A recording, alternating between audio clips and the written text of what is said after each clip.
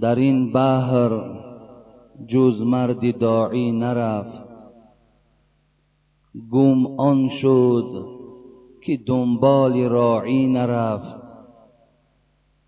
کسانی که از این راه برگشته اند، برفتند و بسیار سرگشته اند. خلاف پیامبر کسی راه گرفت، که هرگز به مقصد نخواهد رسید. مپندار سعدی که راهی صفا، توان یافت جز بر پی مصطفی. اللهم صل علی محمد و علی آل محمد.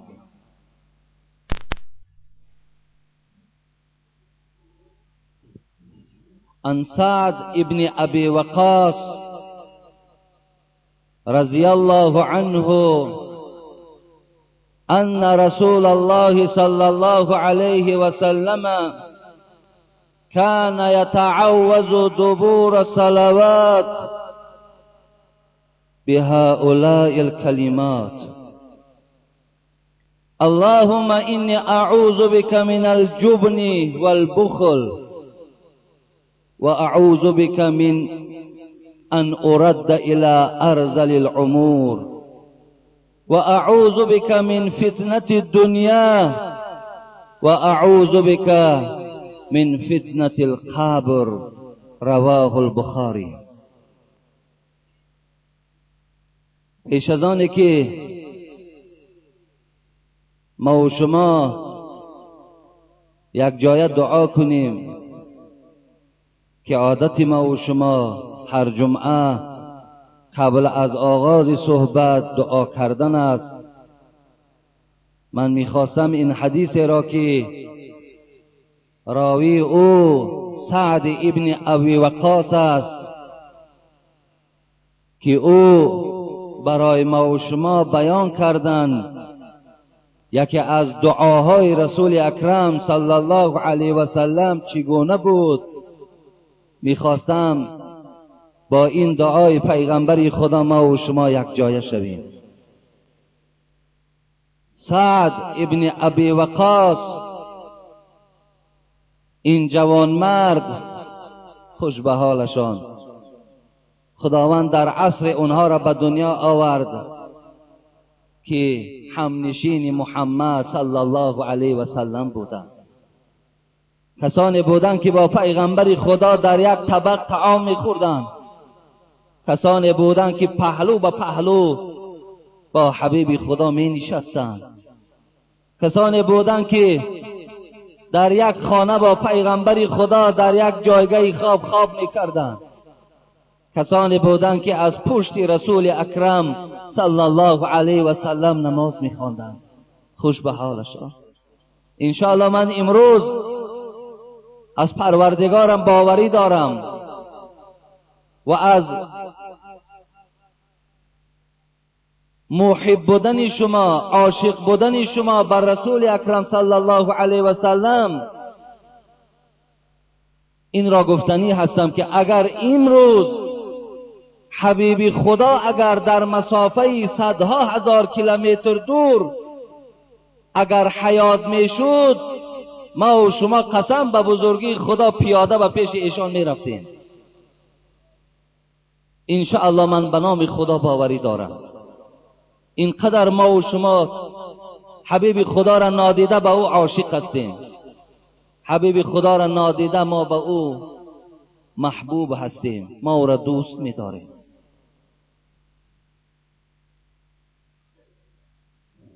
سعد از جمله کسانی بود که همیشه رو به روی حبیب خدا می نشست. 17 ساله بود دین اسلام قبول کرد. میگوید 7 روز دعوای پیغمبری در مکه مکرمه اعلان شد. بعد 7 روزی که پیغمبریش اعلان شد، 7م روز در من ایمان آوردم. از جمله کسانی بودم که 3 نفر من ایمان آوردم بعد مادرمان خدیجه و بعد حضرت علی. سیوم نفری که ایمان آورد سعد ابن ابی وقاص بود. این گویم دیگر بزرگی سعد این است که تقای رسول اکرم صلی الله علیه و سلم بود، تقایش بودند.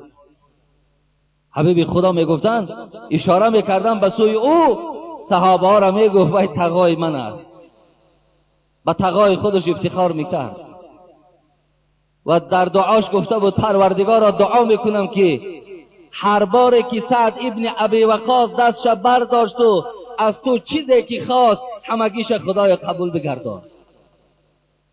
درجات های سعد ابن ابی وقاص بود. آنچنان مادرش دوست می داشت، بجانش برابر مادرش بود.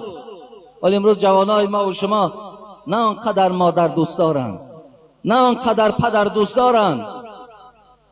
جوانای ما و شما امروز شاید که پدر و مادرهاشون مثل سعد ابن ابی وقاص دوست ندارد، حالان که سعد ابن ابی وقاص ایمان داشت، مادرش ایمان نداشت، همون مادری به ایمانش دوست نداشت. ولی امروز مادرای ما و شما ایمان دارند.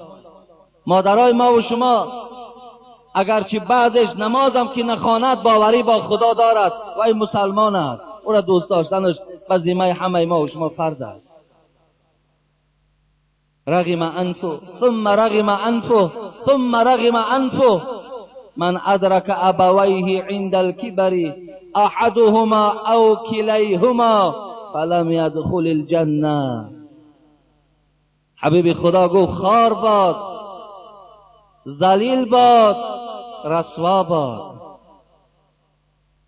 از برای کی ای حبیب خدا؟ آن کسی که پدر و مادر در دنیا یافت، یا آن کسی که یا پدر یافت یا مادر یافت بازم این جنت نرفت، او خار باد، ذلیل باد. ببینید یافتن پدر و مادر یافتن جنت است. ابن ماجه در کتاب خودش میارد مرد نزد حبیب خدا آمد و گفت ما حق الوالدین علی ولدهما. حبیب خدا همین حق پدر و مادر بالای فرزند معین کن، چه مقدار حق دارد؟ جوانای عزیز خیلی با دقت باشین سخن پیغمبر ده. کدام پدر و مادر داری؟ الحال جوابی که رسول اکرم حق پدر و مادر بیان کرده است. اگر تو جوانی با ناموس باشی، جوانی خدا ترس باشی، همین همچو یک گویم شعار در بالای دروازت نویس. همین جوابی که حبیب خدا گفتن حق پدر و مادر چگونه بیان کردن. مرد آمد پرسید حق پدر و مادر معین کن. حبیب خدا چی گفتن؟ حقهما هما جنتک و نارک. حق پدر و مادر این است گفت وای جنت وای دوزخ توست. حق پدر و مادر این است وای جنت توست وای دوزخ توست. دل یافتی، معامله کردی، دوست داشتی، حرمت کردی، جنت جای توست. به حرمتی کردی، دشنام دادی، اهمیت ندادی، پسند نکردی، دوزخ جای توست. هما جنتک و نارک. از این ده حق بالا نیست دیگر دادر عزیز. امروز افسوس افسوس، پدرمان مرد، مادرمان مرد، بعد جوان مردی ما نشان میدهیم، آب نان میکنیم یا صورتاشون در قالین ها میزنیم یا بالای قبرهاشون زیبا میکنیم که اینا نشانه حرمت پدر نیست، اینا نشانه حرمت مادر نیست. شما در دنیا سر و لباس اونها را نو کنین، شما در دنیا اونها را دوست دارین، شما در دنیا چگونه که دست زن تا میگیری بازار در اختیارش میدهی، همچنان پدر و مادر تا در اختیار بازار بسپار. بگذار هر چیزی که دلش میخواهد. تو را خدا امروز به دعای او سومدار کرد و الا تو کی بودی خدا؟ حضرت سعد ابن ابی وقاص مادرش دوست می داشت، حرمت میکرد. صاحبای کتاب میگوید وقتی مادرش صحبت میکرد ابی وقاص به آبی چشم به مادرش صحبت کردن نمیتونید، اینقدر دوست میداشت. جوان نزد حبیب خدا آمد، گفت حبیب خدا آنچنان گناهی دارم، آیا پروردگار گناهی مرا میبخشد؟ توبه کنم خدا میبخشد؟ حبیب خدا گفتن هل لک من ام، مادر داری؟ قال لا، گفت نه مادرم قبل چند سال پیش گذشت. و هل لک من خالت، خالت زنده است؟ گفتن بله. فبرها، گفتن رو خالت خدمت کن، پروردگار به حرمت خالت گناهات میبخشد. ببین اگر مادر داری پدر داری حرمت کن، احترام کن، دعاشون بگیر، خدا گناهاتون میبخشد. سعد ابن ابی وقاص مادرش دوست می‌داشت. هر روز گفت ای سعد شنیدم که دین پدرت ترک ساختی، دین اجداد اولادت ترک ساختی، دنبال محمد گرفتی؟ گفت بله. گفت دین محمد دین حق است، محمد پیغمبری بر حق است. گفت سعد اگر از این دین محمد پس نمیگردی و اگر این دین برای خود دشمن اعلان نمیکنی و بر دین بابا و اجدادی که داشتی به همان رجوع نمیکنی، همین مادری که بجانت برابر است من گرسنه‌نشینی میکنم، من طعام نمیخورم، آب نمیخورم، با همین حالت از دنیا میگذرم، تو را عبدالدهر میگویند، تو را بچه عاق شده میگویند، تو را در مکه مکرمه زیر طعنه قرار میدهند که مادرش هلاک کرد. بسیار بسیار سعد غمگین شدند، زیرا مادرش به نهایت دوست می‌داشت. مادر گرسنه‌نشینی را برای خود اختیار کرد. یک روز دو روز حال مادر را میدید بسیار خسته شده است، رنگ روز زرد شده است، خیلی دیگر گویم بستری شدند. حضرت سعد آمدند، مادرشان گفت سعد به من رحم نداری؟ آیا دعای من برای تو لازم نیست؟ آیا خوشنودی من، قوت من برای تو در کار نیست؟ سعد گفتند مادر، گفتم به خدا قسم از جان من دیده دوستت می‌دارم. لیکن مادر عزیز گفت من به خلاصه آمدم، اگر 1000 جان داشته باشی هر کدام او پی یکدیگر از جان تو برآمدن گیرند، قسم به خدا از دین محمد پس نمیگردم، از دین محمد پس نمیگردم. از این خاطر مادر اختیارت، هلاک میشوی یا طعام میخوری کاری توست. میگوید از خانه بیرون شدم. همین سعد ابن ابی وقاص رحمت الله علیه میگوید از پیغمبر خدا شنیدم که هر یک پس نماز دعا میکرد اللهم اینی اعوذ بک من الجبن والبخل، خدایا از ترسانچکی، خدایا از بیغیرتی به سوی تو پناه طلب میکنم. این دعای پیغمبر رو ببینید. خدایا اگر مرا جوان مرد گردانیدی، جوان مردی با غیرت بگردان. خدایا ترسانچکی و بیغیرتی را از جسم من، از بدن من دور بگردان. و دیگر دعاش خدایا مرا از بخیلی نجات ده، مرا بخیل مگردان. خدایا اگر مالدارم کردی عنوان سخیگی را نصیبم بگردان، اگر مالدار نباشم برای برادری مسلمانم بخیلم مگردان. ببینید دیگر چی دعا کردن؟ من ان اورد، دعا کردن خدایا به سوی تو پناه طلب میکنم از خواری عمر، از نافرمانی در عمر، از بی‌پروایی در عمر. با این عمری که مرا دادی پروردگارا، این عمر مرا خدمتگار در راه خودت گردان. و من فتنه الدنیا، خدایا مرا از فتنه های دنیا نجات ده. و دیگر دعاش خدایا مرا از فتنه قبر نجات ده. من اینا را شرح نمیدهم به خاطری که وقتی ما موضوع ما دیگر است، وقتای ما رفته ایستاده است.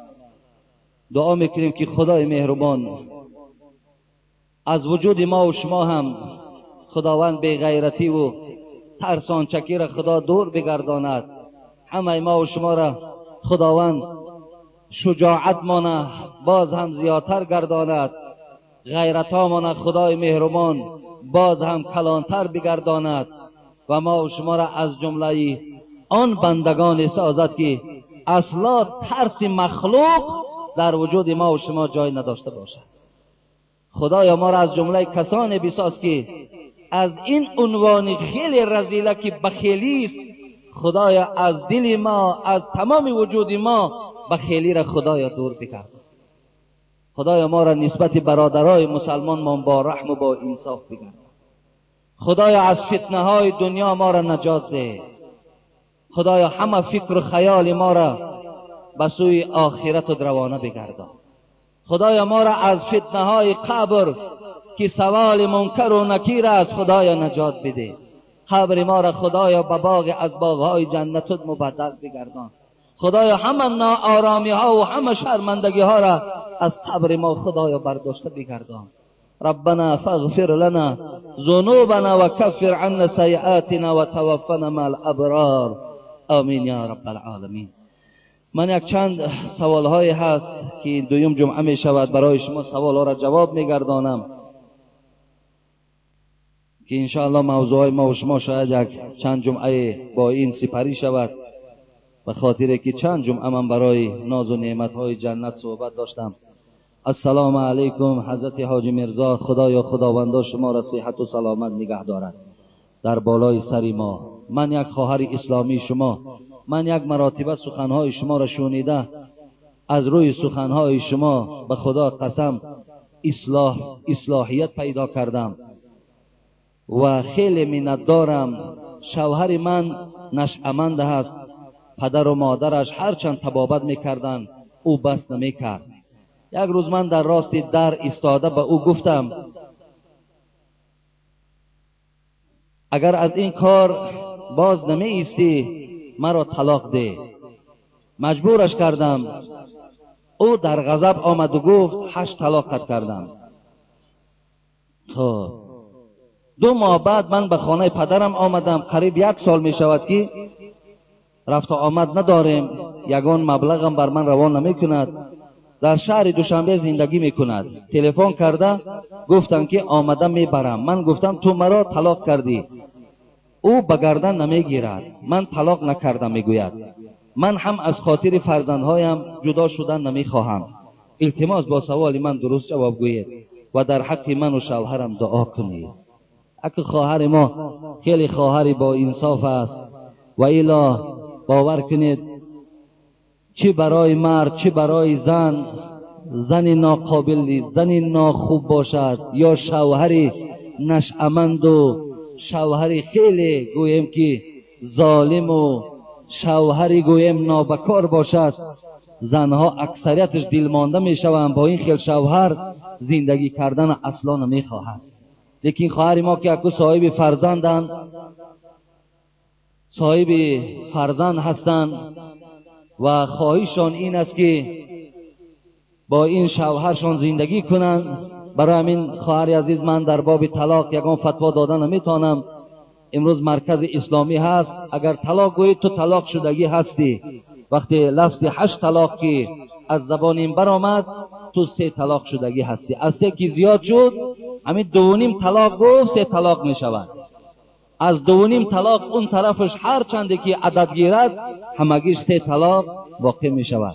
و این خاطر شما میتونید مرکز رفته مراجعت کنید. به خاطر در حالت نشأمندی باشد و مست باشد، شاید در اونجا عالم ها یگان فتوای برای شما یابند یا نمیابند، مقصد تقدیر شما اونجا حل می شود. لیکن من یا مراجعت دارم که پدرای عزیز دخترهاتون نشأمندها را ندهین. دخترها، دختری من وقتی در دست یک آدمی نشأمند نابسته او دختری رئیس است، او دختری کدام اگر منصبداری نباشد یا کدام دختری کلانزاده نباشد، خب بچه کلانزاده نباشد، اگر وقتی من دخترم به خاطر پول او، منصب او، به همین خیل جوانی گویم که بد اخلاق، بد فعل، نشأمند وقتی دادم، الله میگه تو صله رحم بین دختر و بین پدر بریده شد، تو بیرحمی نسبت فرزندت کردی. به این خاطر جوانای عزیز، این راه ناجوان مردهاست. این راه را هیچ وقت برای خود مبادای به سوی خدا پناه طلب کنید و در این راه قدم نزنید. نه نوشیدنشه، نه کشیدنشه، نه فروختنشه. هیچ وقت در خودتان راه ندهید که در پیشگاه پروردگار به خدا قسم از کرم لای خورک دیده شما به قدر هستید.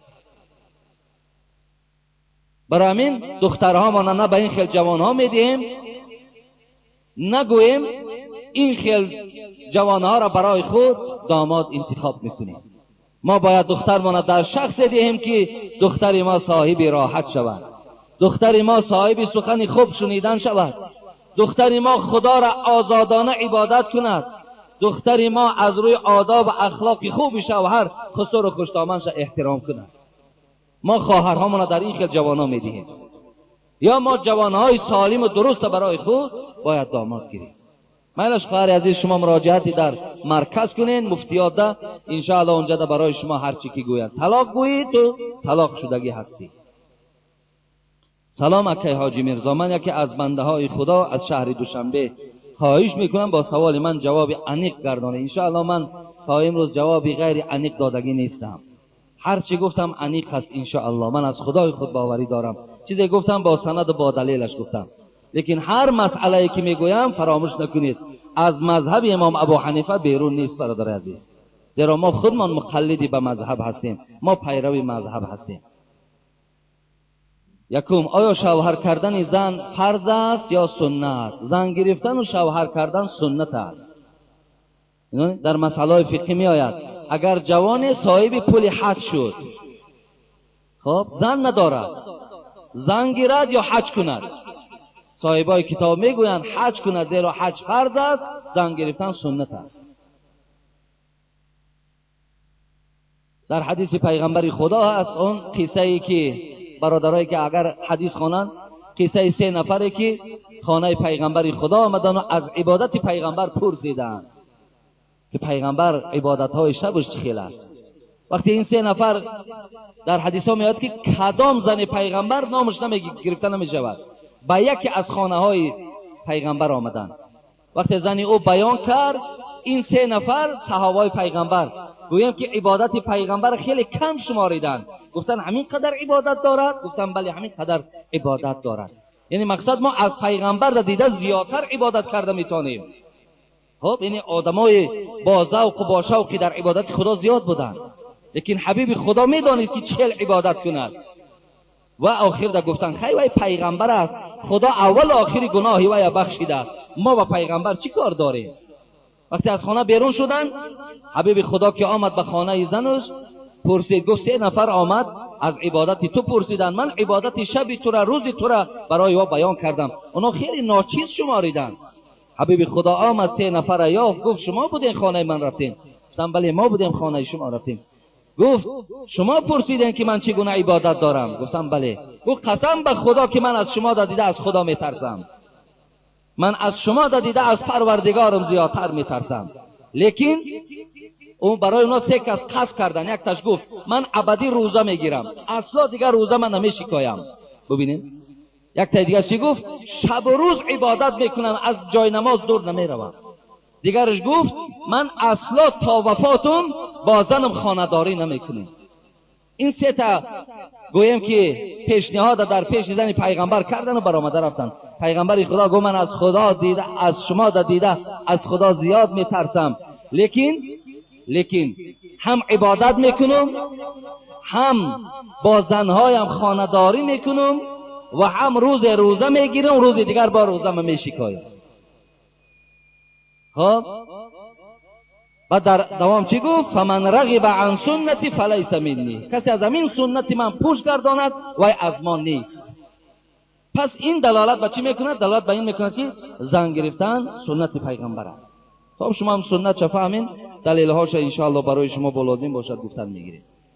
خب در حالتی که خواستگارهای دختر شخصانی باشند که نماز نمیخوانند، زندگی را از روی دین اسلام و کتاب قرآن نمیبرند، لیکن نامشان مسلمان است، رازگی ندهد گناهگار میشود یا نه؟ اصلا یک شخص میاد خانه دختری ما و شما نماز نمیخوانند. یکی وقتی میپرسیم برادرای عزیز آخه شما نماز نمیخوانین؟ من مقصدم همین بود که دختر ما یک آدم نمازخوانه میدهم، آخه شما نماز نخوانین این چه خیل میشود؟ اگر گویند که بچم هیکون میلش آخه این دختری، اگر دختر تا در بچه من دهی بچم هم نمازخوان میشود خودم هم نمازخوان میشوم، این حالت باید ما سخن اونا را رد نکنیم. اونا را دختر ما نمیدهیم، با برکات دختری ما اون اولاد که نمازخوان میشود خوش به حال ما و شما. این خوب میشود خواهر عزیز. شما در همین خیال اولاد اگر رفته و خانه که اصلا نماز نمیخوانند لیکن دعوای به ایمانی ندارن، مقصد خدا را این کار نمیکنن، میگن که ما بنده خداییم، ما میخوانیم نماز، ما ان شاء الله میخوانیم. همین خیال عائله باشد روید خواهر عزیز اونجا کوشش کنید اونا را اهل نماز کنید، در پیش خدا ثواب میگیرید. آیا با چنین شخصان با شوهر برآمدن یا انتظار شوند از خداوند طلب کنند که برایشان شخص مؤمن و مسلمان و با ایمان و نمازخوان را نصیب گرداند؟ اگر شما برای شوهر خوب کردن یا برای زنی خوب یافتن دائم باید دعا کنید که خدا برای شما زنی خوب دهد، خدا برای شما شوهر خوب دهد. این وظیفه جانی شماست. زیرا دادرای عزیز آیا شما زن نداره نمیدانید زنی گنده چیست زنی خوب چیست؟ آیا خواهرها که شوهر ندارن نمیدانند شوهر گنده چه خیل شوهر است، شوهر خوب چه خیل شوهر است؟ آیا نمیدانید؟ اگر شما خواهید که فهمین بیایم به سعدی مراجعت میکنیم. دلارام باشد زنی نیکخواه ولیکن از زنی بد خدایا پناه. حضرت سعدی دعا کردن خدایا برای من زنی خوب نصیب بگردان، زیرا من میدانم که زنی خوب دلارام است. مقصد دل آرام میکند، وقتی آدم خوش میکند، مرد بی‌ضابطه نمیکند، مرد مورد حرمت و احترام قرار میدهد. خدایا من میدانم که زنی خوب این خیل عادت دارد و این خاطر خواهشم این است که برای من زنی خوب نصیب بگردان، ولیکن از زنی بد خدایا پناه. لیکن خدایا به سوی تو از زنی بد پناه طلب میکنند و این خاطر دادر از شما هم زن خوب طلب کنین. او حضرت سعدی میگفت که خدا رحمتشان کند تیه پای رفتن به از کفش تنگ، بلای سفر به که در خانه جنگ. ببینید از پای افضالی که پا تمیز زند، از همین خیل پای افضال در به پای افضال بودن خوب نیست میگوید. از زنی که خدا در نصیب تو اگر زن گنده را گردانیدگی باشد از این خیل زن در زن نداشتن بهتر گفتن. بلای سفر به که در خانه جنگ، اگر خانه در جنگ باشد نافهمی ها باشد دائم در سفر باشم این بهتر است گفتن. ای خدای مهربان که همه بی زن ها را زن خوب ده و خواهرای بی شوهر خدا صاحب شوهرهای خوب کند. ما هم خواهشمان همین از خدای مهربان همه شما موفق کنی. ولی یک حدیث پیغمبر است که مردکا 4 چیز داشته باشند مردک خدا دادند. در یک معرکه گفتم در دوشنبه یک معرکه بود، بعد یک برادر خیلی بدولت بود است پیش ما آمد و گفت حاجی در حقم دعا کن، مردمی غرم بود است. گفتن همین 4 چیزی که بیان کردیم ما 1 ساعت اطراف همین 4 چیز صحبت داشتیم. یک توی بود، گفتن 3 تاش در من هست و 1 تاش نیست. اگه گفتیم دعا کنی ان شاء الله خدا برای تو نصیب میکند. این 4 چیز 1 تاش زنی خوب، 2 ماشینی خوب، 3 حولی خوب، 4 همسایه خوب. گو 3 تاش حولی دارم، گفت حاجی بابا که او طرف شد دیدن نمیتونی، اما حولی خوب دارم. گفت خانه های به خدا دارم، گفت که گویم همش نقشه های دبی های بهترین خانه دارم. گفت ماشینم گفت امید ماشین امریکایی نو برآمده است که لکسوس، این همین گفت به نام خدا گفت پیشترین ماشین. گفت حاضر همین ماشین حی میکنم. همسایه‌ام گفت به درجه عالی خوبه، یکی زن گنده دارم. انا همین 3 چیزش هست، زنی خوب نیست. گفت چهل کنیم ما خیلی دعا که انشاءالله خدا با اخلاق شو و مثال گویم حرمت شو همه شو باز تبدیل دهد گفته انشاءالله با دعا تو پیروز میشوی. و این خاطر نمی چهار چیز کدام مردی که باشد پیغمبر خدا گفتن اون مردک خدا داده خدا داده. اگر کدامی داشته باشین اکو به سوی پروردگار شکرانه کنید، کدامی ندارین چند تایش که در شما نباشد دعا کنین که خدا نصیبتون کنه. السلام علیکم داملای شیرین سخن محترم حاجی میرزا. من یک نفر مخلص همیشگی شما از ناحیه مؤمن آباد. ما کلی نداریم برای وی، نه سخن شوهر قدر دارد، نه سخن خسور، نه سخن خوشتامن. چیزی را که خودش خواهد باید همان شود. التماس با ما گوید حال این کلین ما در آن دنیا چی می شده باشد، امکانیت باشد التماس جوابش را زودتر گوید. اکن هر کسی که مثال خواهرای عزیز، من پریروز در یک نکاح بودم در همین شهر کولاب. وقتی خواستم نکاح را سر کنم مادر عروس گفتن حاجی بابا التماس همین از حرمت شوهر بسیار گپ زدند، همین قدر زنکا را بلند کنین. مثلا او دختردار بوده که مثلا اینجا دامادی ما هست، او میدانه که ما مثال درباره حقوق زن و شوهر خیلی سخن میدانیم و خیلی چیز آموختیم. در حال به خاطر دخترش اگه خدا خیرش دید همه خاطر دختر خودشا میبیند. همون مثل تاجیکی ما کی دوغی خودشا تروش میگن همتر یک مثل ها داریم. خواهشش همین بود، لیکن ما همون برابر برای اونا رسانیدیم، هم حق شوهر هم حق کلینه. برای این کلینه که اگر نافرمان باشد خواهر عزیز این یقینا است به نام خدا در همین دنیا هم بدنامی. اکنون آخرتش من کو برای تو بیان نمیکنم زیرا آخرتش خیلی و خیلی ناخوب است، لیکن در همین دنیا از حساب همون دوگانه های خودت، همسایه های خودت، وقتی خوشتامنی تو، وقتی که گویم ینه های تو در پیش همسایه ها این رفتار بدی تو را وقتی که بیان میکنن، اگر خوشتامن هم که گذرن عاقبت میگن که این نفری بود که دعای خوشتامنش نگرفتن. خوشتامن از اون نارضا بود، خسور از اون نارضا بود، ینه ها از اون نارضا بود. انا همین تو آینده منتظر شو. اگر همین برداشت داشته باشی مرحمت تو بدی تا کردن بگی.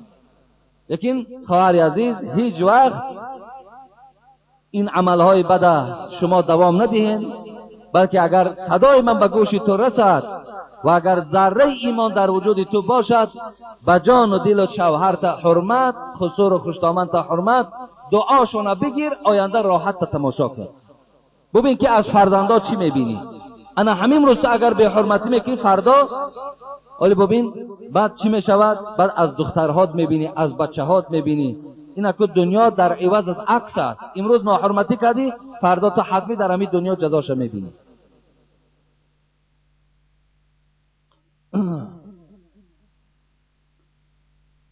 السلام علیکم اکای داملا. ما در مزار حضرت سلطان در خاولین با یک شخص جنگی شدیم. او گفت که حاجی میرزا مردم را از زیارت مزارها منع کرده است.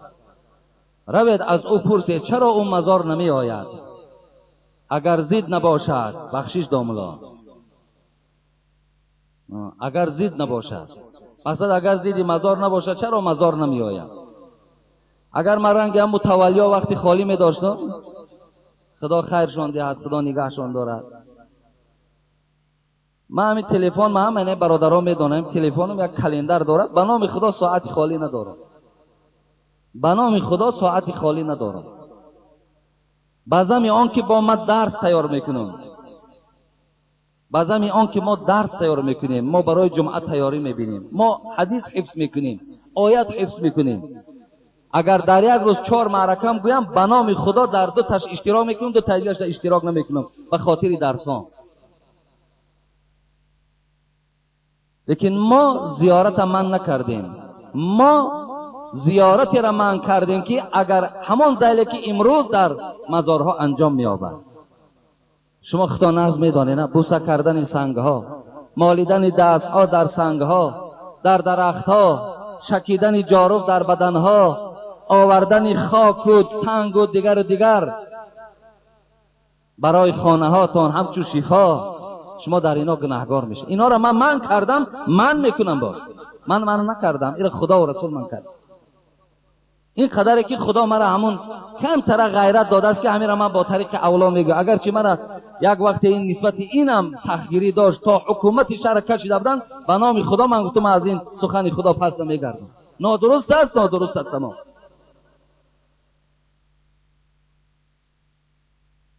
حتی امروز چی چیزا ما را نمیگن. 3-4 جمعه به خاطری که شما در گرمی ها، مثال من آیت نخواندم بعد نماز الله که اعلان شده است حاجی میرزا سلفی شده. ایره ببین ما مقصد ما چیه؟ به خدا قسم مقصدم به نام الله در زیر آفتاب نبودن شما.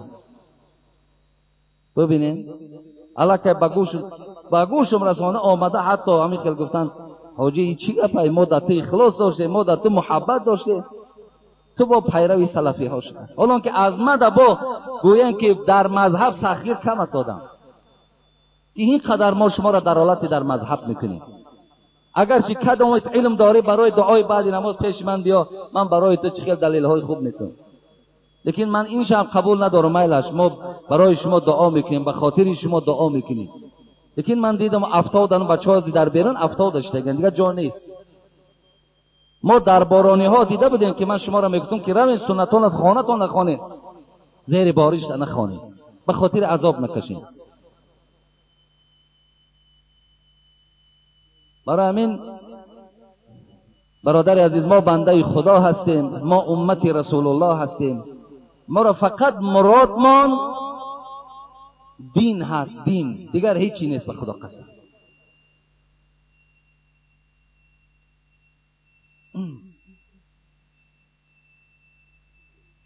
برای همین هر چیزی که گویند شما همین قدر زیرک شوین، همین قدر ساده نشوین، همه چیز باور نکنید.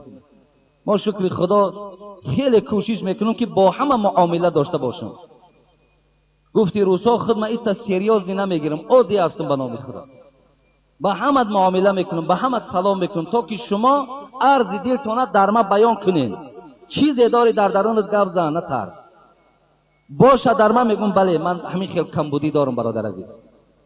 کمبودی ها ما به نام خدا بیان کنین. من یگان جای گناهش نیست. من همین بر میخوانمش با میگم که اصلاح شدم برادر عزیز.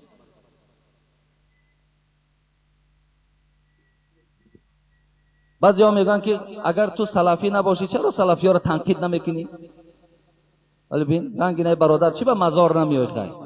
خیالش که من وقت دارم دایم مثال یک رای خوالین 2-3 ساعت 2-3 ساعت دمت 3 مرکه میگذرونم، شاید 5-6 آدم نمازخوان شود. گفته من این برای من خوب نیست. حالا که صاحبای کتاب میگن یک آدم از زنده را زیارت کردن از مرده در افضلتر است.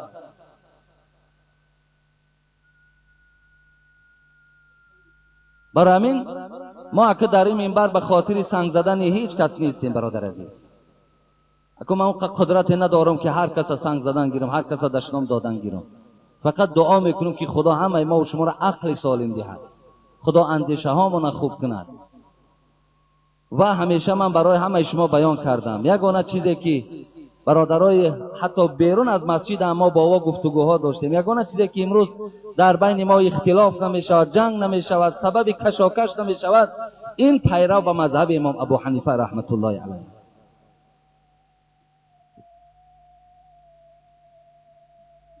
برای همین برادر عزیز رسانه به اونها که حاجی میرزا میگوید که اگر هر شخصی که رفته همون زنها را ببینین، همون بچه آمده حکایه کردن. او روز یک برادرمون همینجا گفتن ماشینشان گفت ویران شدگی، یک توده زنها همونجا عذاب کشیدشن. کجا میره آنوخی؟ نخواه همین حضرت سلطان در برای او زیارت شوهرش خوب نباشه؟ کدام میگن زیارت حضرت سلطان از شوهر در افضل است؟ کامت همین علم داریم. حالا که حضرت سلطان در این جمع نیست، خدا رحمتش کنه. اون عذابی که در همون جمع کشید، آیه باریدم یک باره کمی دندانات نمایان که به طرف شوهرت 100 تا مزار از زیارت کردگی، یک باره کمی خنده که طرف شوهرت، اینا که تو رفتی و دیر کردی، اینا شام دو بچه گفت بعد شام آوردمشان، اینا شوهر آمده در خانه گردی همون کودکا ده بیچاره نه چای نه آوای تا اوجا میرسی که نه آچاد میمونه نه آتا چی میشه زیارت؟ همین نیست؟ گجا دا بدی فلان جا رفتم. آخ چیکار میکنی در اونجا؟ ما در اینجا تشنه و گرسنه، ما در اینجا از کار آمدگی. آخ نخواه حرمت که ما از او بالا نباشه. ای خدا خیرتون بده، خدا بود.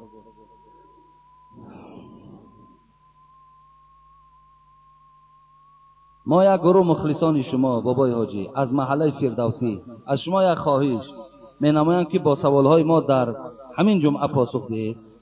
ما می خواهیم درباره ثوابیت نماز جمعه کمی روشنی می انداختید. ان شاء الله یک جمعه خاصه می شود. خب حکم آدم بی نماز در اسلام چیست؟ مثلا اگر نیت شما او را کافر اعلان کردن باشد و کافر نیست.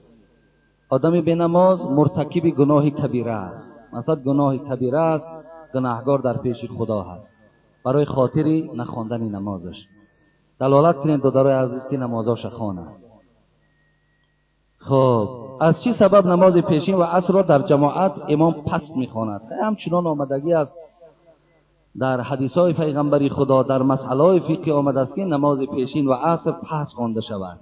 اگرچه بعضی صاحبای کتابا خدا رحمتشان کنه تا چه اندازه این حقیقت دارد بیان کردن که به خاطر که مثال نماز عصر پیشین ده که مشرکا وقتی گویم دعوت‌هاشون بود، اگر مسلمانان را هر جا که نمازاشون میدیدن با جماعت و با آواز بلند خواندنشون آزارشون میدادن، به همین خاطر اونا نمازاشون پس میخواندن. خب عشق و محبت در اسلام هست یا نه؟ نه، این حرام است. عشق و محبت ورزی در اسلام دادرای عزیز اساس ندارد، معنی هم ندارد. هیچ وقت شما عشق ورزی نکنید. حتی شما با تلفن هاتون با دخترها صحبت کردن ده حقوق نداره. او را شما بدنام میکنید. او را شما بدنام میکنید. او را لکه طبیعت ویران میکنید. ببینید صدای زن شنیدن چقدر مردم نارام میکنن، زنم نارام میکنن. به این خاطر نه تلفنی صحبت کنین، نه عشق ورزی کنین. ببینین او را قبول کردین، مقبول کردین، رفته با او را ببینین، او شما را ببیند، دیدن شما گناه ندارد.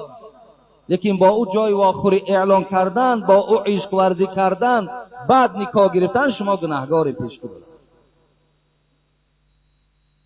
خب پنجم، پسر حق دارد که پدر خود را سرزنش کند درباره نماز خواندن. نه برادر عزیز، شما پدرهاتون میتونید وقتی که میبینین که همون حالتاشون خوب است، همین قدر گوین که مثال پدر بسیار خوب میشود که اگر نمازات خوانی، بسیار با یک ملایمی گویی، با کردی سخنید میگوید که دیگر اصلا او را تو دیگر دعوت کردن نمیتونی.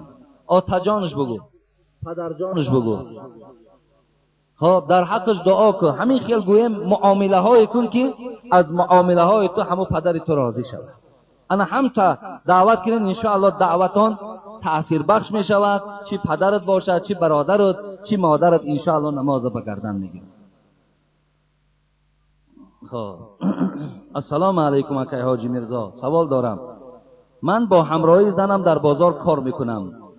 تا حاضر $1400 جمع کردیم. در آینده نیت داریم که با یاردم خویش و تبار و با مهنت خودمان خانه خریم. تا حال در خانه پدر و مادرمان زندگی داریم. 3 سال می شود. آیا من زکات مال میدهم یا نمیدهم؟ من بین یک عصر شام که اینجا صحبت ها هست بیان کرده بودم که خوش به حال همو برادرایی که $1400 صاحب می شوند، الله که در فکر زکات می غلطند. آدم ها 100,000 200,000 میلیون دارن، پروای زکات ندارن. ببینین خداوند در قرآن بیان می سازد فَإِن تَابُوا وَأَقَامُوا الصَّلَاةَ وَآتُوا الزَّكَاةَ فَإِخْوَانُكُمْ فِي الدِّينِ. سوره توبه. ببینین الله بیان میکند اگر توبه کنند، اگر نمازهاشون خوانند، اگر از مالشان زکات دادن، اونا برادر دینی شما به شمار میروند. ببین برادرهای دینی شما آن کسی هستند که توبه به سوی خدا دارن از گناهاشون، نمازهاشون میخوانند، زکاتهاشون میدهند. حبیب خدا گفتند من ادى زکات ماله ذهب عنه شره، هر کسی که اگر از مالش زکات میدهد بدی مال از او دور می شود. ببینید بدی مال بدی دارد. بدی هاش چی است؟ اینا ببینید آدمی که زکات نمیدهد، مالدار پولدار بخیلش میگن، آدمی مردش میگن، بدبختش میگن. خب هر خیل گویم همین خیل عنوانای ناخوب در گردن او بار کردن میگیرن. یکی وقتی آدم زکات از مالش جدا میکند، اولا از همه مهم همین که خدا مال تو را از تمامی غارت دزدان نجات میدهد. هیچ وقت مال تو تلف نمی‌یابد. مالهای تو را پروردگار پاسبان روان میکند. دیگر این که این نامهای بد از گردن تو برداشته میشود وقتی که تو اگر از مالت زکات میدی. زر و نعمت اکنون بده کان توست. زر و نعمت اکنون بده کان توست، که بعد از تو بیرون ز فرمان توست. به دنیا توانی عقبا خری، بخر جانی عزیز ورنه حسرت خوری. حضرت بیان کردن یعنی آن مالهایی که امروز خدا به زکات رسانید، به نصاب رسانید، شما از آنها زکات جدا کنید.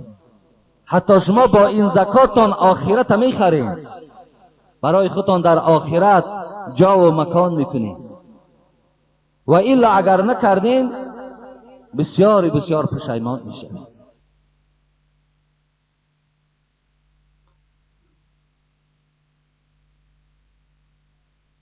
برای این خاطر این دادرمان $1400 داشته باشد زکات واجب نمی شود. و اگر شما خانه نداشته باشین، تا خانه نخرین شما از مالتان زکات داده نمیتونید. خانه هاتون خرین، صاحب خانه شوین، انشاءالله بعد زکات جدا کنین برای شما درست می شود.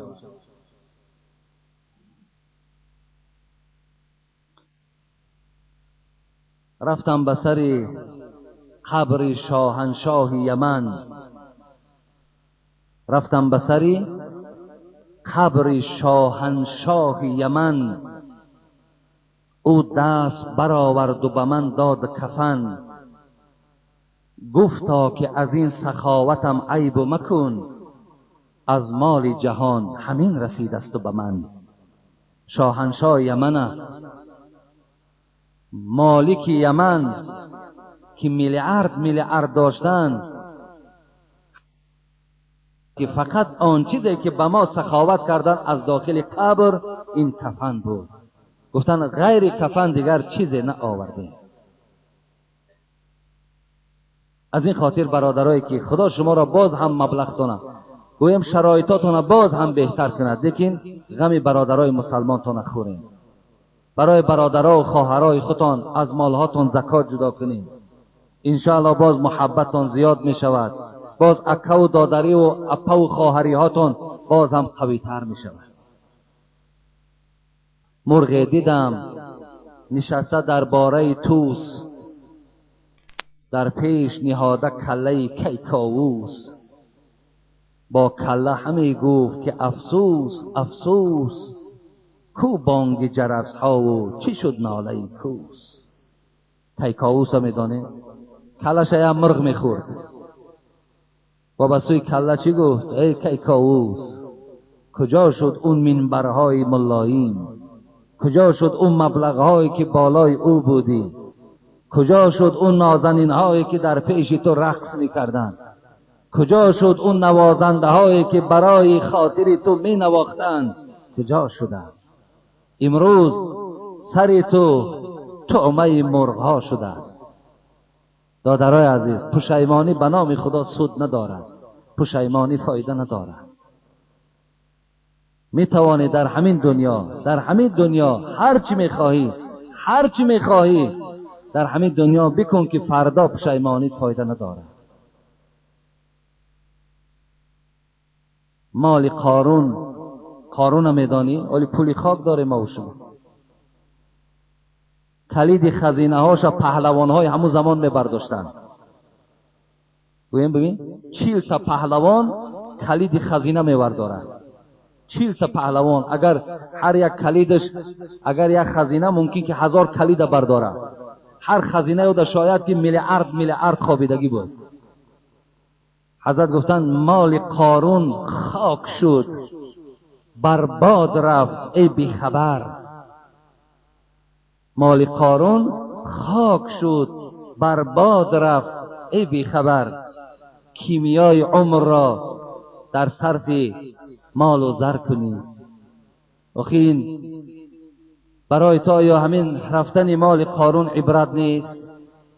ولی امروز تو $1000 دستت لرزیده دستت، برای زکات دادن دستت میلرزه. آخی فردا میدانی با نمی دستی لرزه ای که تو همون زکات جدا میکنی، خدا برای تو کوشک نصیب میکند، برای تو آدمی بخیل. لیکن وقتی اگر همون را نمیدی، برای تو پروردگار عذابها آماده کرده است، عذابها آماده کرده است. و انفقوا مما رزقناكم من قبل ان یأتی احدکم الموت فیقول ربی لولا اخرتنی الى اجل قریب فاصدق و اکون من الصالحین. سوره منافقون آخرش خوانیم. وقتی آدمایی که زکات ندادن، بعد نفسها وقتی تنگ میشوند، که حالت آخرش خدا بیان داره. وقتی پشیمان میشوند، نفسها تنگ، الکه این ساعت دیگر جان میدهد، بعد چی میگوید؟ فیقول ربی لولا اخرتنی الی اجل قریب. پروردگارا 5 دقیقه وقتم نمیدهی، 5 دقیقه، فاصدق و اکون من الصالحین، تا که مالهام حساب کنم و از مالهام زکات جدا کنم، از جمله آدمای صالح باشم. خدایا وقتم نمیدهی. الله چی میگوید؟ ولا یؤخر الله نفسا اذا جاء اجلها والله خبیر بما تعملون. خدا میگوید هرگز برای تو 5 دقیقه نه، 5 ثانیه وقت نیست، زیرا الله میداند که تو چگونه با این مال معامله میکنی.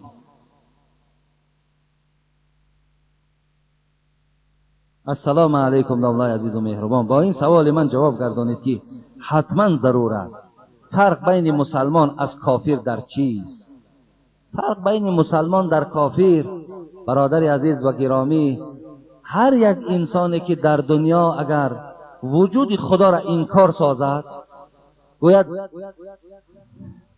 اعوذ بالله، اگر گوید خدا نیست یا خدا وجود ندارد یا این دروغ است، خب وقتی اینها را اگر به زبان راند، این انسان کافر میگوید. یعنی منکر خدا، کسی وجود خدا را منکر است، میگه نه، مثال دنیا خودش به خودش پیدا شده است، این خدا ندارد، این دروغ است. وقتی همین سخنه که گفت، او کافر میشه. خب این فرق مسلمان چه است؟ مسلمان خدا را وجود چه قبول دارد، بزرگی خدا را تسلیم است. همین فرق دارند، دیگر یگان فرق بین کافر و مسلمان نیست دادر عزیز. خب السلام علیکم داملای عزیز.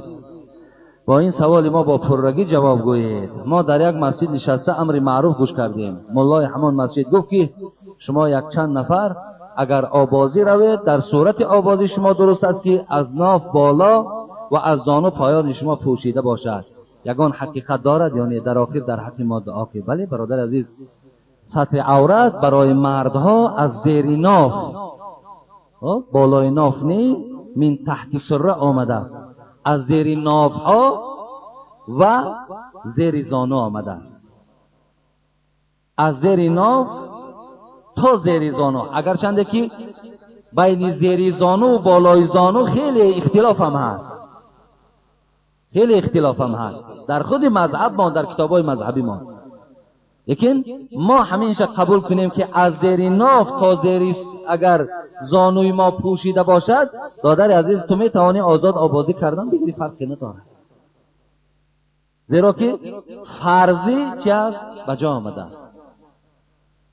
او روز در کتاب فقه الاسلام و ادلته که وهبه زحیلی صاحب این کتاب است که این آدم الحال زنده هستند، حنفی مذهب هستند.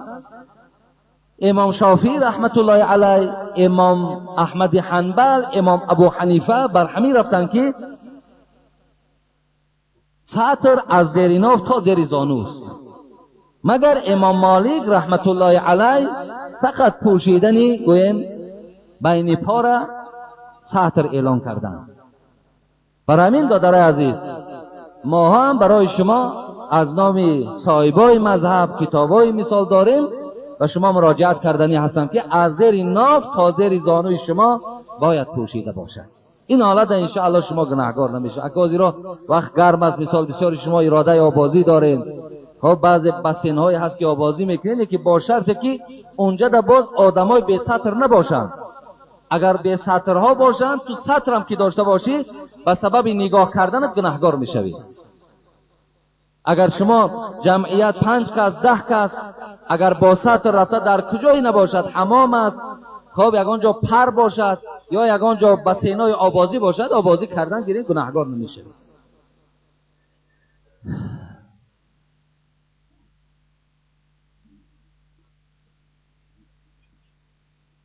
خب اینجا در طلب کردن که از محبس برادران دعا خواستند. برادرای ما در محبس ها خوابیدن که امروز از ما و شما میخواهند که از محبس ها خلاص شوند.